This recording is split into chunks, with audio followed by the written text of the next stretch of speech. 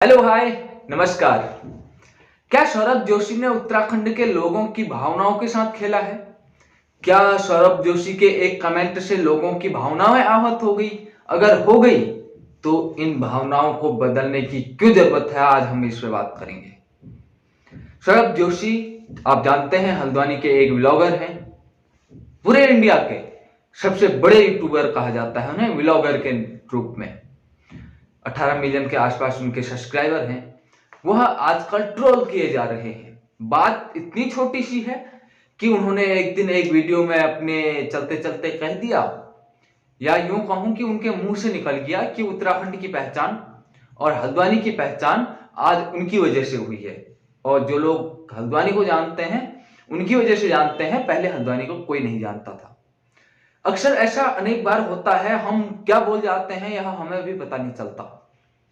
लेकिन इस छोटे से मुद्दे को इतना बड़ा तूल देना, लोगों की लाखों की हजारों की भावनाएं आहत हो जाना अपने आप में बहुत बड़ी बात है। अगर मैं कहता हूं ऐसी हमें भावनाएं रखते हैं, अगर इस बात से हमारी भावनाएं आहत हो जाती हैं तो हमारी भावनाएं एक दिन नहीं हर रोज आहत होती हैं। लाखों ऐसे लोग हैं, हजारों ऐसे लोग हैं जो दिन पर दिन किस पर गलत टिप्पणी करते हैं। मैं देखता हूं सौरभ जोशी के नाम पर हजारों यूट्यूब चैनल बने हुए हैं जो उसके खिलाफ बोलते हैं, उनकी रोजी रोटी उसी से चलती है।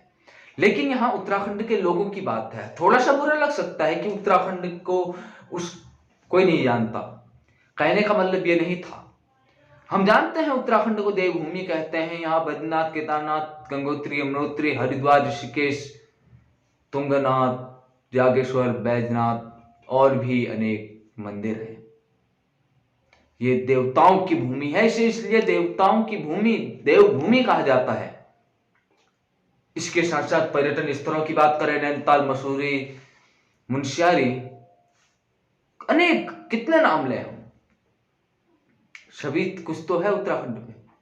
उत्तराखंड की पहचान एक व्यक्ति से नहीं, वहां के हजारों लाखों लोगों से होती है।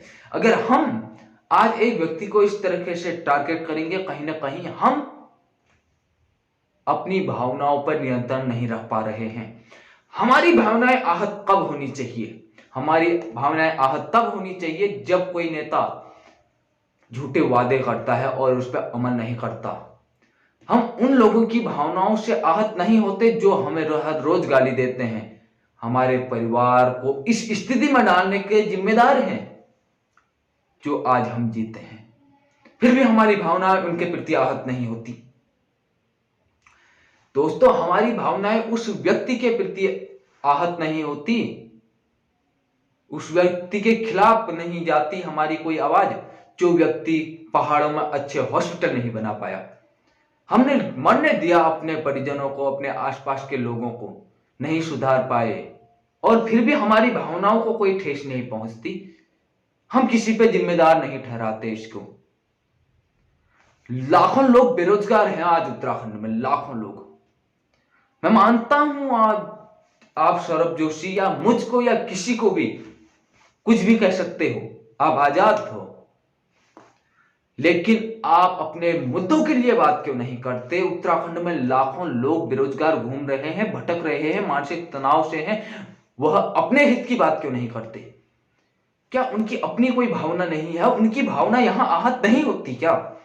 होती है, लेकिन वह उसी व्यक्ति को कहा जा सकता है जो जिसे जानते हैं कि यह व्यक्ति हमारे खिलाफ कोई एक्शन नहीं लेगा। अगर हम किसी नेता के खिलाफ बोलते हैं, वह हमें कल बंद करवा सकता है। इसलिए हम डरते हैं, खुलेआम डरते हैं।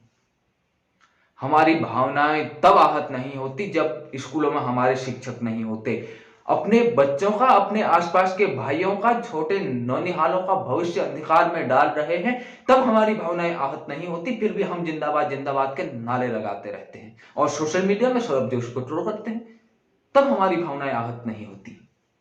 हमारी भावनाएं तब आहत नहीं होती जब पहाड़ में एक गर्भवती मर जाती है। हमारी भावनाएं तब भी आहत नहीं होती जब किसान कर्ज के मारे या किसी के परेशान करने के द्वारा आत्महत्या कर लेता है, क्योंकि हम जानते हैं कि एक व्यक्ति कर रहा है, इससे हमको क्या फर्क पड़ता है। लेकिन यहां वह अपनी जिंदगी जी रहा है, आप अपनी जिंदगी जियो, अपने अधिकारों के प्रति जागो। जो तुम्हारे अधिकारों के खिलाफ हैं वह आपकी भावनाओं को आहत कर रहे हैं, न कि सौरभ जोशी। मानता हूं थोड़ा सा मुंह से उससे गलत निकल गया होगा, ऐसा अक्सर कई बार होता है, लेकिन कहने का जो मतलब था उसको तो समझो। अब कोई पुलिस के बहुत बड़े अधिकारी थे, उन्होंने बुलाया था, कुछ बात करनी थी नशा मुक्ति के लिए। हम उन लोगों की जिम्मेदारी नहीं ठहराते जो हमारे बच्चों को नशा करवा रहे हैं। चुनाव में देखो, शराब की बोतलें बांटी जाती हैं, उसके बाद ठेके दिए जाते हैं। हर रोज सबसे ज्यादा बिकने वाला अगर कोई चीज है तो शराब है। जो इस शराब को बेच रहा है हम उसको जिम्मेदार नहीं ठहराएंगे। उसकी इस कारनामों से हमारी भावनाएं आहत नहीं होती। जो एक प्रोग्राम में जाके बच्चों को कह रहा है कि नशा मत करो, और वह यह भी कहते हैं कि आज हल्द्वानी को उसकी वजह से जानते हैं, तो आपकी भावनाएं आहत हो जाती हैं। हद है दोस्तों। एक्चुअली में है बात कुछ ऐसी, हम जहां भीड़ जाती है वहां जाने के आदी हो चुके हैं।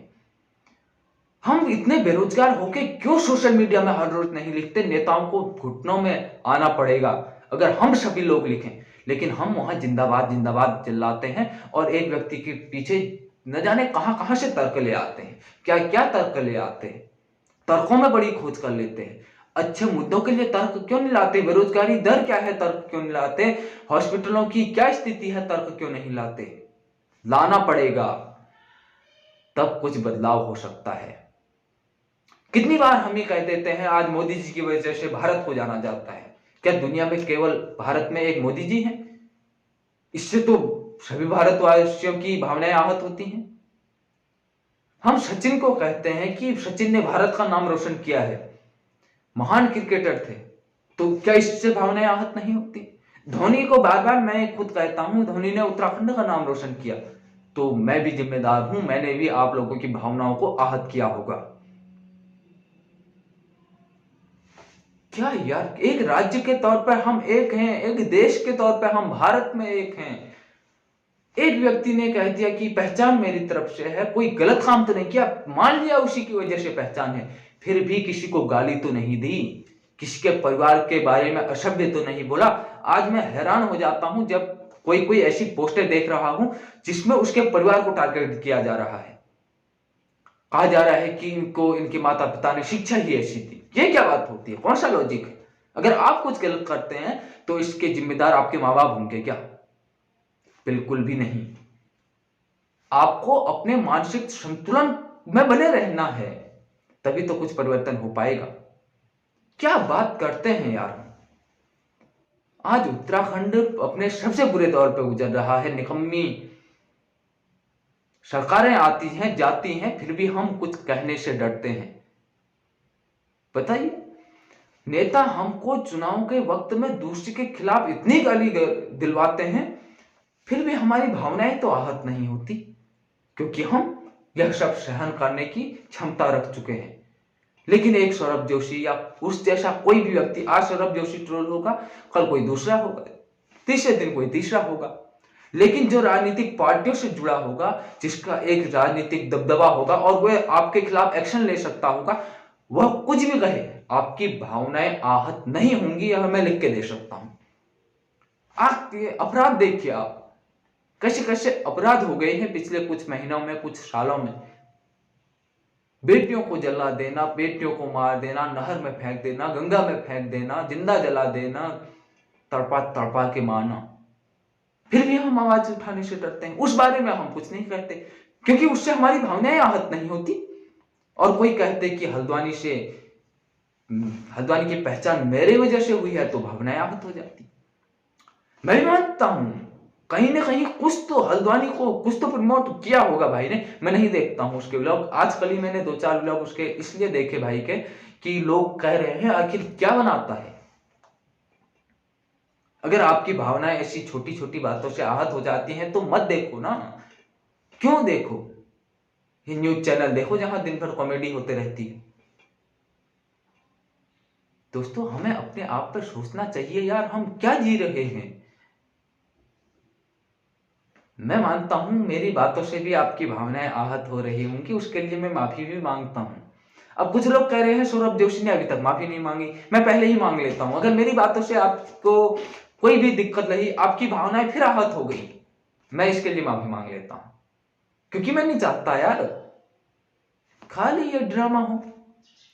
ऐसे ऐसे मुद्दे हैं जिन पे हमको जड़ से बात करके सत्ता तक पहुंचानी पड़ेगी, सत्ता को हिलाना पड़ेगा। मैं ईमानदारी से मजाक ना करते हुए कहूं, आपने जितनी पोस्ट और जितना समय एक सौरभ जोशी के पीछे लगाया है ना पिछले ये 3-4 दिनों में, अगर आप इतना सभी लोग अपने अधिकारों के लिए समय लगाते, लिख के दे सकता हूं कुछ ना कुछ बदलाव हो जाता। ये ताकत है सोशल मीडिया की। लेकिन नहीं, हमको तो एक को टारगेट करना है। ये गलत है भाई, ये गलत है। वह अपनी जिंदगी जी रहा है, आप अपनी जिंदगी करो। हर कोई सौरभ जोशी भी नहीं बन सकता। अगर आप में काबिलियत है, आप ही बन जाओ सौरभ जोशी। आप भी कह देना कि जहां के भी आप होगे कि मेरी वजह से सौरभ जोशी उस क्षेत्र को जाना जाता है। और कहीं ना कहीं पूरा भारत है, यहाँ एक हल्द्वानी ही नहीं है। जो केरल या तमिलनाडु का व्यक्ति उसे देखता होगा तो वह हल्द्वानी को वाकई में जानता होगा। मानता हूं उत्तराखंड को पहले से जानता होगा, लेकिन हल्द्वानी एक शहर, हल्द्वानी जैसे लाखों शहर पूरे देश में हैं। हल्द्वानी कोई ऐसी दिल्ली, मुंबई, कोलकाता या बेंगलोर नहीं है जो सब लोग जानते होंगे। इसलिए हो सकता है कुछ लोग उसकी वजह से भी जानते हैं। मैं तो इतना ही कहना चाहता हूँ। बहुत दिनों से कहने की कोशिश कर रहा था, मैं सोच रहा था चलो हटाओ, मेरे को क्या लेना। लेकिन हर रोज उसके खिलाफ खिलाफ खिलाफ लोग खिलाफ ही कहते जा रहे हैं। इससे उसकी भावनाएं तो आहत होती होंगी। अब उसकी भावनाओं का भी तो ख्याल रखो। आपकी भावनाएं आहत होगी, आप में गुस्सा निकाल लिया, आप इतना गुस्सा निकाल रहे हैं, उसकी भावनाएं आहत होगी, उसको भी तो दुख होगा। इसलिए दुख हो नहीं हो वे अलग बात है दोस्तों। हाथ जोड़ के विनती है, हमें सही मुद्दों पे सही समय पे सही निर्णय लेके सही लिखना पड़ेगा, सही बोलना पड़ेगा, तभी कुछ परिवर्तन आएगा। नहीं तो हम टारगेट करते रहेंगे, जहां भीड़ जाएगी वहां जाएंगे, क्योंकि एक व्यक्ति ने तो इसकी शुरुआत की होगी जिसने सबसे पहले खिलाफ लिखा। ऐसे ही वह कल किसी दूसरे के व्यक्ति बारे में लिखेगा, हम उसके खिलाफ लिखेंगे नेताओं को छोड़कर, और अपना गुस्सा निकालेंगे। आप इस बारे में क्या सोचते हैं? मुझे कितना गाली दे सकते हैं कमेंट में दे दीजिए, कोई दिक्कत नहीं। हमारी भावनाएं आहत होंगी या नहीं होंगी वह बाद में देखा जाएगा, लेकिन खुद अपने आप में आप सोचो। अगर आपके मुंह से कहीं कुछ निकल जाता है, इसके लिए आपके परिवार को क्या जिम्मेदार ठहराया जा सकता है? सोचो। मैं तो इतना ही कहना चाहता हूं। नमस्कार, जय उत्तराखंड, जय भारत, जय हिंद।